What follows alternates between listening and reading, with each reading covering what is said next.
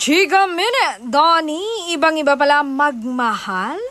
May nasagap ako isa pang bersyon ng kwento tungkol sa relasyon ng sika na love team.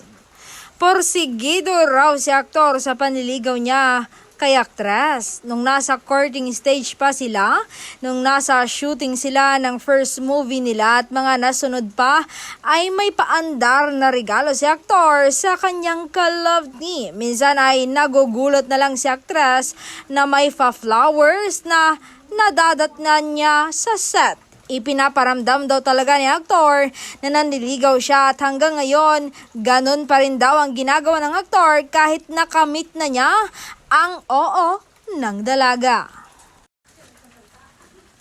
Nasaga pa ng isang marites nang nasa ibang bansa raw si aktres na busy sa pagpopromote sa kanyang movie ay sinorpresa pa rin siya ni aktor ng flowers kahit malayo sila sa isa't isa.